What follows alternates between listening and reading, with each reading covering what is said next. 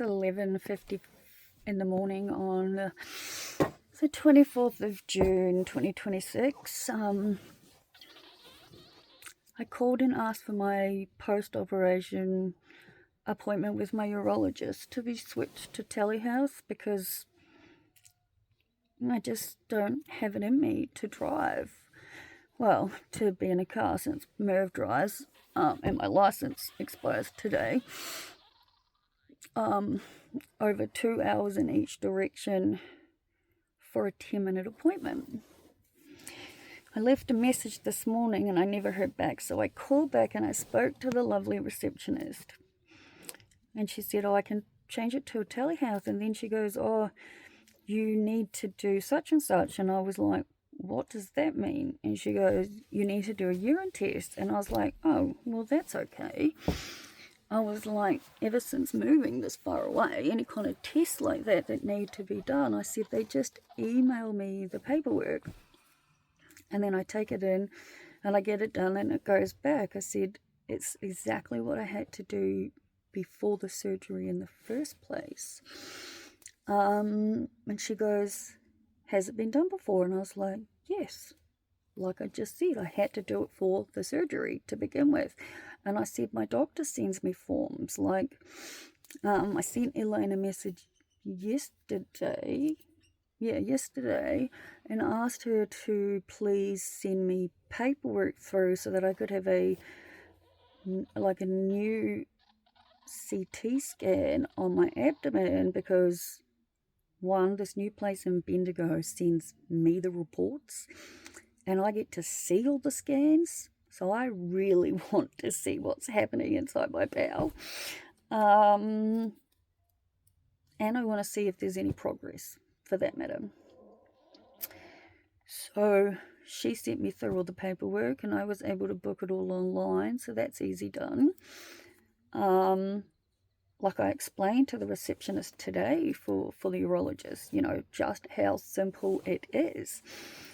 And she said, well, my specialist is currently in theatre.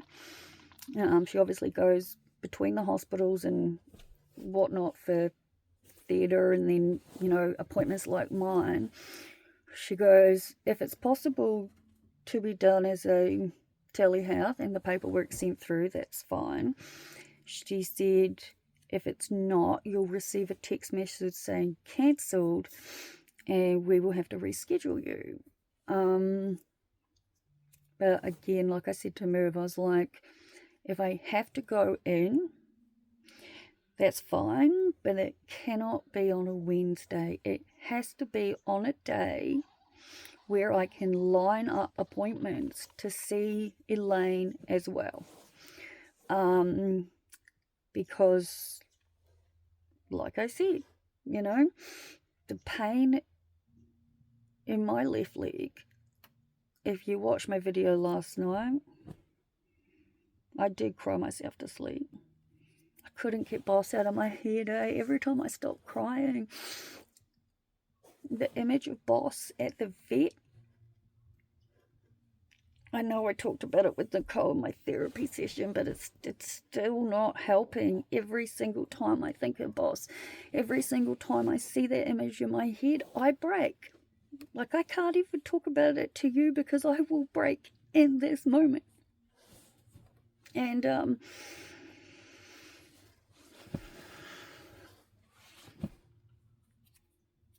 it's no wonder I have very severe complex PTSD. Look at me, look, I have giant fucking bags under my eyes, people. The trauma that is still alive in my body has kept me in a state of fight or flight for years. See, I'm holding my phone like an idiot instead of using the phone stand, right? 2 days ago, I was sitting on my bed and the phone stand was sitting up next to me and it fell over. But it literally just fell over. I jumped out of my fucking skin. No move. You certainly did, Don. You certainly did. Like, I shake constantly. I jump. There's no peace. Like today's Wednesday And on Monday, I saw my new osteo for the first time, and I had to explain to her, I don't know what a state of relaxation is. My body is tense constantly. I have to consciously do everything I can to try to help my body relax.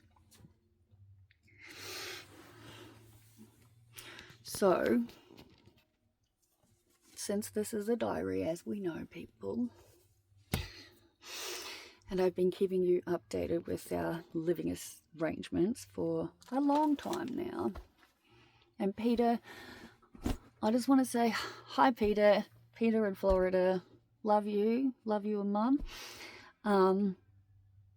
It is great, having a great day. The most ironic part of everything about yesterday, let's see if I can put you in my phone stand without losing you, say. Oh, look at that. Much better. The thing about yesterday's video, and I cried my fucking eyes out, is that up until that actual moment, I'd had a really, really, really good day, yeah? So, this is what happens. I just pick up my camera and I start talking, and then I look at myself and I'm like, I could have at least brushed my hair. Hey, what? This is natural. Yeah, what he said. This is all just natural, real, just a day in the life of Liv. Or every day in the life of Liv, depending on how you look at it, because I do try to make these videos every day. Most of the time, if I don't make them, it's because I'm asleep. If I don't take my ADHD medication, right? Yes, I haven't brushed it properly, but it's fine, I'll brush it after this. If I don't take my ADHD medication, I literally sleep all day. I wake up enough to eat something, and then I go back to sleep. So in other words, I'm functioning based on these things, yeah?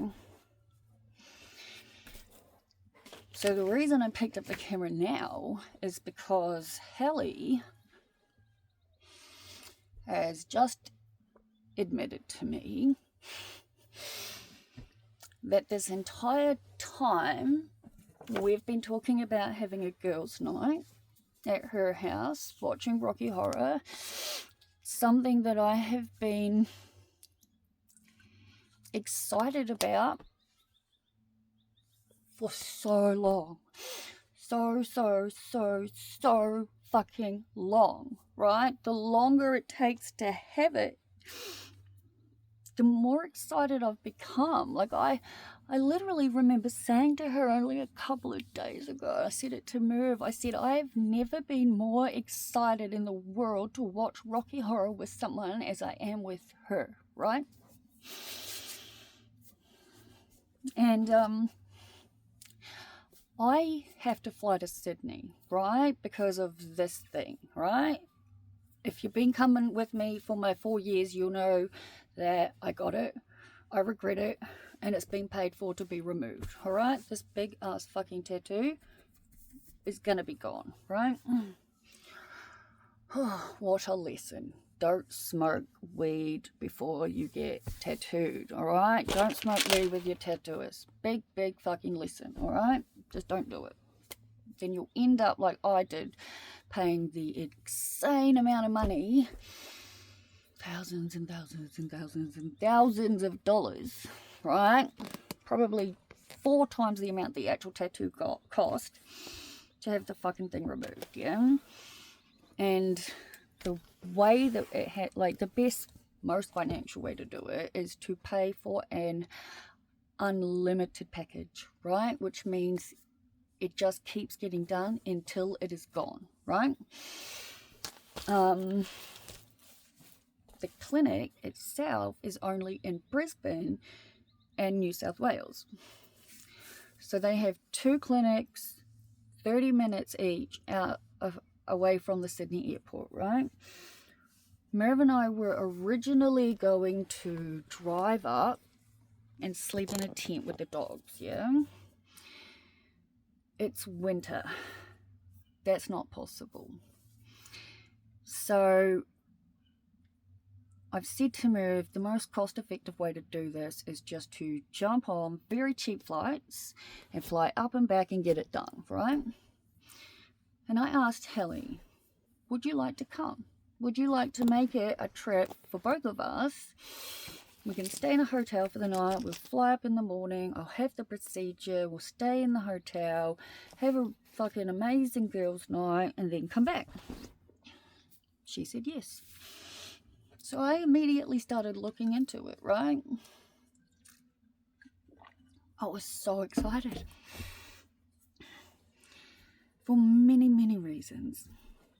Like, I've never been away for a night with a girlfriend like that before. I'm 40 years old. How sad and pathetic is that? No, I take that back. I have had plenty of wonderful things in my life.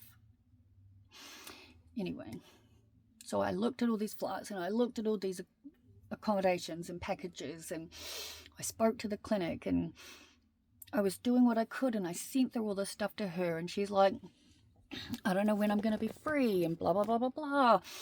And I said to her, well, you know, could you have a look at when you will be free so that we can figure it out? You know, obviously the more advanced notice, the better deals the flights and stuff are. But at the same time, I have to book it in, all right? It's already paid for. And I want it gone. I want it gone, right?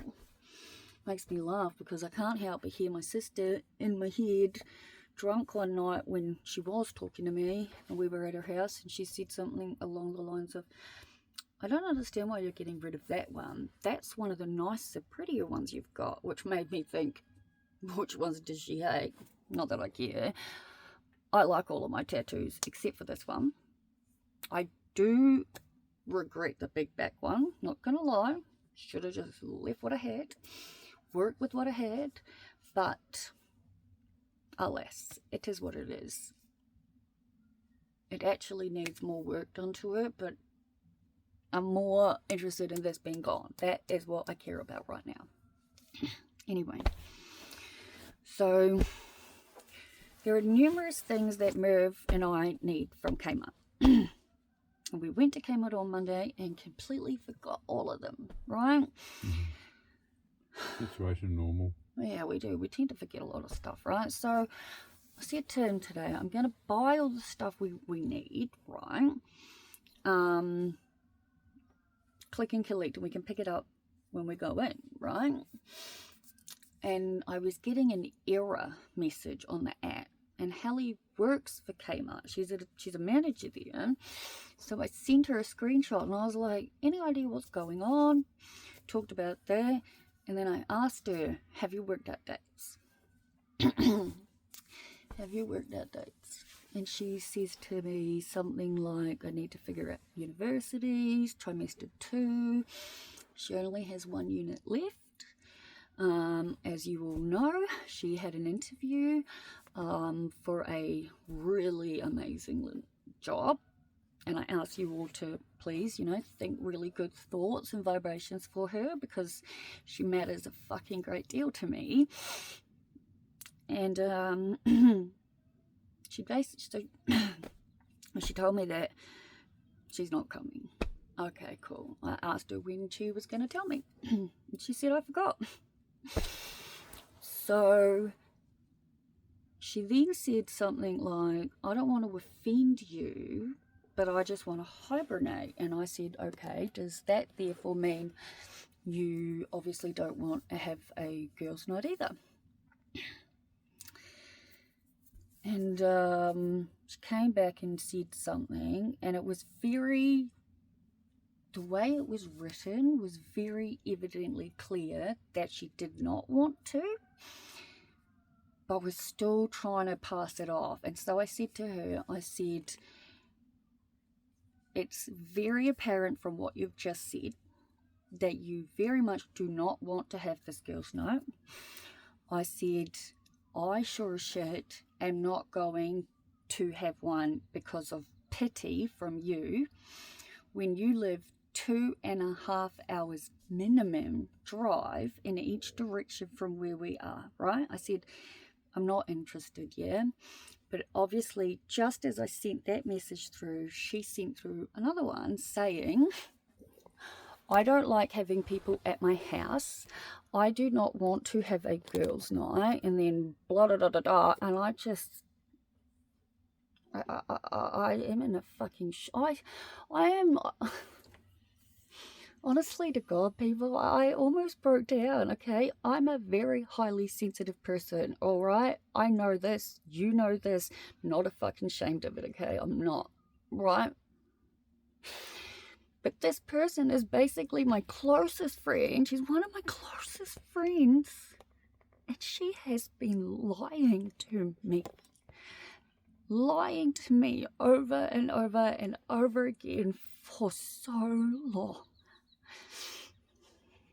You only need to know me for relatively 10 minutes and less to know how I feel about lies. And I talk about all fucking lies, yeah?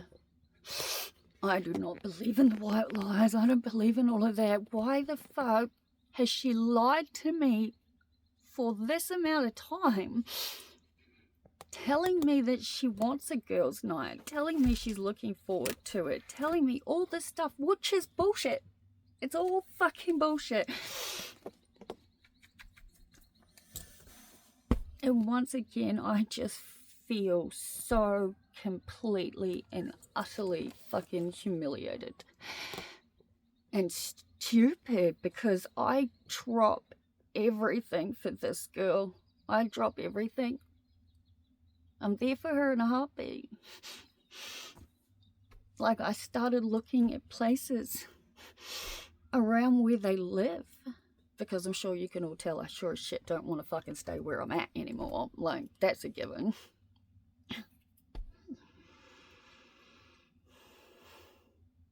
I'm just really hurt. I'm really hurt. Because like I said, I've been looking forward to it for so long. And I trusted her. And I thought she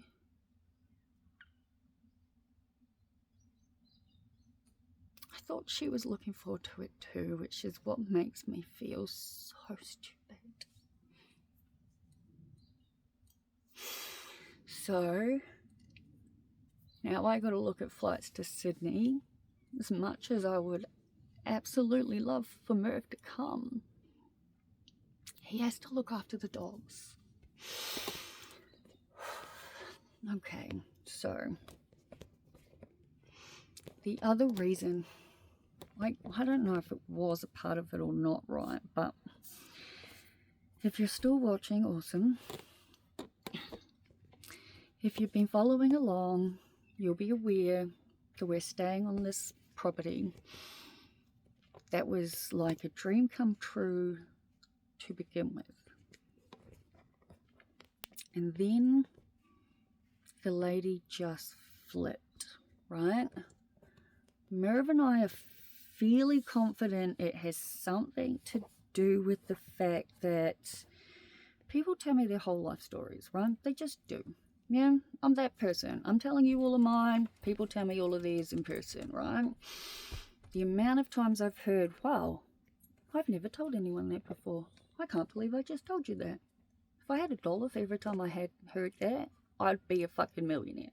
No kidding, alright? Anyway, these people smoke weed from the moment they wake up till the moment they go to bed. Now, I'm obviously not judging. As you all know, I've been a weed smoker myself. I was prescribed weed. Truthfully, have quite a lot of prescribed cannabis products with me, right?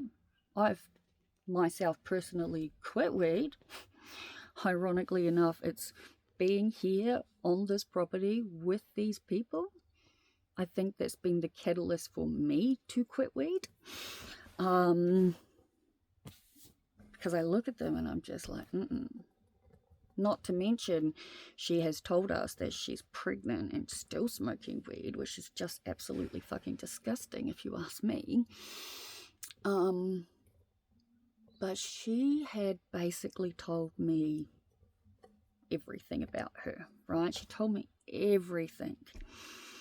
One of the things she told me and been talking to me about from the get-go, from arriving, was money anxieties. The amount of time she told me that her and her partner weren't sure if they'd even be able to pay the mortgage was many times, right? And she just kept telling me stuff, right? And it became highly apparent at one point that she had no fucking idea what she told me, because she started to be quite rude. And so I relayed back everything she told me. And that's when she was like, she shut down and she put all these fucking ridiculous things into place, right? And even if I say hi, she blatantly ignores me. Who wants to stay here for that? Yeah. So anyway,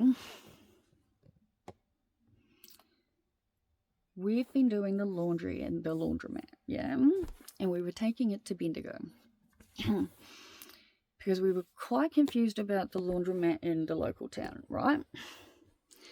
And I said to Merv, we have to figure this out, yeah? So I started trying to figure it out, and in the end I called it in. Went through the machine, and I just left it, right? They called back, and I didn't realise it was them calling back. Obviously, they weren't saved under the name, and I ignored it. And so I got a text message saying, hi, I've missed your call. You know, what dates do you want to book in? And I said, in response, I said, oh, we were just looking for information for the laundromat, but I found something on Google. That would have been it. Like it. Obviously, I thought that would have been it. But the universe works in mysterious ways, as we know, people, right? And so this lady and I started talking, because that's what we do. That's what I do. I'm a talker, evidently. I've been talking for 22.5 minutes already. And we started talking. We ended up talking throughout the entire day, yeah? And I was sitting in the dog park, and Merv had gone to put the clothes into the dryer. And I said something to her. I mentioned something like, oh, because she said, oh, you know, I said to her, you know, you've been incredibly helpful. We would love to come in and meet you. You know, we're new, so to speak, and we don't know anyone. And she said, oh, I'm in Melbourne at the moment, but I'll be back and I'll be available these 3 days. And I said, oh, and she goes, oh, I'm really missing home. And I said, yeah, me and Merv would love to find somewhere to rent. This is our situation, and we're in a caravan. And she said, are you looking for somewhere in and around the area? And I was like, honestly, we're looking for anywhere that we can afford. I said, we've been in this caravan since November. I said, everything we own is in storage. I said, so, you know, a home is a home. And I'd already said to Merv, you don't know who might be able to help you unless you talk about stuff, right? And in response to that, she says, my landlord has a 2-bedroom flat that will be available for rent shortly, right? Would you like me to message him and get some details? And I was like, absolutely, I would. I would very, very, very much like that. Thank you very much. So she went away and did that, and then came back and gave us his details. So we tried to call him, and it was a bit of phone tag. And then we started messaging. And so yesterday I sent a message asking about the place in more detail. So he gave us detail. And even with my phone stand, because I'm on my bed, it's not straight. So I do apologize for all the moving. And then he asked about us. So as we know, I'm a writer, I'm a talker. I sent a giant fucking text message with a whole bunch of information, yeah? He evidently really liked what I said because I don't know about you guys, but I can feel the difference in people's vibes, even through a phone, even through how they speak and what they say. You know, you can tell a difference in a tone, I think anyway, for numerous ways. And I could instantly tell he was really happy with us as people because he'd already said, and the lady had said this to us also, that his previous tenants were an absolute nightmare. And in his message, he said the tenants were really, really bad, and the house has been empty for years. And I said to him, you know, we would like to move effective immediately, yeah? So anyway, we went down and we met this woman yesterday in person for the first time. We spent an hour and a half with her and she was awesome. She thought we were awesome because we are. And she's like, I'm definitely texting the landlord to say these people are fantastic, right? I messaged him saying, we've met her, we've spent this amount of time with her, you know, everything sounds amazing. We're really looking forward to talking to you. So we called last night, and he's a really good guy, right? There's just one thing that was a bit misconstrued, I guess, was when he said the house was empty and it's been empty for years, we took that to mean it was empty, right? The actual fact is that his dad, he basically said it's the house has been in the family for generations, yeah? And his dad is like 11 years older than Merv, right? And he's very connected to this home. So he spends his winters there. He said, my dad will be in the house, and she told us it was a 2-bedroom flat, right? And he had said it was a 2-bedroom brick house with a garage, and it's on a really large farm acreage. And he said, my dad's in there at the moment, and he'll be there until October. He goes, I'm really sorry that I didn't make that clear on the phone. He goes, I know it's a bit disappointing, but, you know, if you are interested, it's definitely available from October. And he told us all about it, and we said, look, we are absolutely interested. Like, yes, we'd like to move in immediately, but we're obviously, fully understanding. And we said to him, like, we've been living in the caravan since November. Another 3 months isn't going to help, but isn't going to hurt us, right? But I did say to him, is there any chance we could move onto the property in our caravan in the meantime, right? So I didn't go into detail with him what's happening here, but I did tell the woman, and she just thought she was batshit crazy, and I was like, that is exactly the thing, right? Oh, and get this, guys, yeah? Can't remember if I told you or not, but after she went and changed all these flipping rules and said everything she did, she then sent a message like the following day saying, we're buying a 30-foot caravan, double door, toilet, shower. You or Merv have the first right to rent it out if you want, but I think I would have told you, but no dogs, right? And we're like, well, obviously that doesn't work, yeah? She goes, well, if you pay a bond, you can have the dogs. And I just said, thanks, but no thanks, right? Anyway, they have bought a caravan, people. Not the one they obviously told us about. It's parked just out by us. It is old. It is tiny. Would it be about half the size of this one? Maybe just a bit it's more? about 20 foot, 22 foot. No bathroom. Okay, there's no toilet, no shower, nothing. You can see that, right? Older van doesn't have them. Yeah, okay, I don't know if you can hear him because he's mumbling, but he's saying that older vans don't have them, right? Now, this is where it gets interesting, yeah?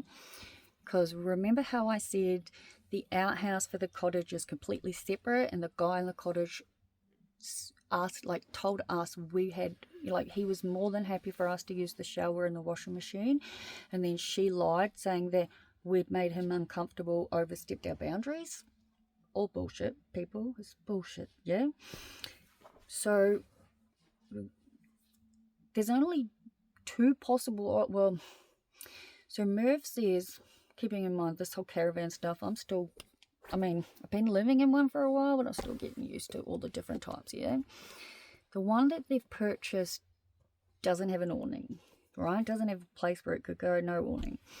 But it has got structures where Merv said it's evidently had like a fixed annex, like a Fixed annex, solid fix, yeah. Not like our one, not canvas, but like walls and whatever. A permanent setup. Well, he said a permanent setup, yeah. So, keeping in mind she was very much like, no one else is allowed to use that bathroom, yeah. So the only things I can come up with are either they plan to put it somewhere with a hard annex that has a bathroom in it. Not that it looks like it's come with any of that. They plan to allow whoever has it to use their bathroom, because to get into like the main bathroom in the house, there's a separate door where you could, if they wanted to, change the lock. It absolutely reeks to holy hell because of the 5 cats that are locked into that area. As you all know, due to how much pain I live with, having a bath is very important to me. And they have a bath, and when we first got here and everything was nice, you know, they offered me the use of the bath. They said I could use it whenever I wanted. I went to have a look at it. I could not breathe to save myself. Just couldn't breathe. It makes me sick thinking about it. And so I've never had a bath, ever, even though we've been here the 1st of May, so we've been here nearly 2 months now. And yeah, like I said, I'd give anything for a bath in the whole wide world, but I sure as shit wouldn't use theirs because of how disgustingly bad it actually is. So there's no way someone's going to want to use that, right? And so the only other option we can think of is that she's going to go back on what she said and then make the guy in the cottage share his, which would be all sorts of fucked up, right? So that's all what's happening. Now, the lady who lives on the property where, you know, the house is, so she's on a caravan, but she's only there 2 days a week. She's in Melbourne the other 5, right? There's a little thing on my phone that says 57 minutes, so I'm starting to think that might be how much like time I've got left. I have to go and make sure all my videos are backed up and get them off this phone. Anyway, we very, very much want to move into this house once it's available, right? He did say it is an actual separate house. So there's another guy on the property in a flat, kind of like the maintenance man. She's in a caravan, like I said, 2 out of the 5 days of the week. And the house that will be rented is got his dad in it at the moment. But it sounds amazing, right? It really does. And we've said to him, you know, we're very, very house proud people. We're looking for a place to move into and just stay. You know, being in the country, being on acreage is what we've both dreamed about. I've been dreaming about it since I was 8 years old. You know, He said there's plenty of things you can do. Like it's 2-bedroom, but it has a garage which could easily be turned into an office / solarium room, because fuck, I want my stuff from Queensland. I'll be able to finally pick up my motorbike from my sisters, my dirt bike. Learn how to ride the dirt bike that I've owned since 2015. I've had it for 11 years, people. I haven't a fucking clue. What are you going to do, right? I bought it when I bought Andrew's bike for him. Oh, funny memories. Anyway, I am feeling a lot better than I was yesterday. I'm feeling 1,000 times better, having talked out everything to all of you, which is the entire point of this channel, to talk everything out, to help me figure out how I feel and feel better. And I do. I feel much better. I can hear music playing outside, which I imagine is the man from the cottage. So I'm going to go out and clean the dog poo up, which needs to be done anyway. Don't get me wrong. Obviously, we keep it done throughout the day, every day. But mostly I just want to be nosy. Not going to lie. And yeah. If you made it all the way to the end of this video, which is 36 minutes and 20 odd seconds, you're fucking amazing. Thank you so much. Please like, please subscribe, and I don't know, if you get all this way, comment in the comments what your favorite fruit is. Bye.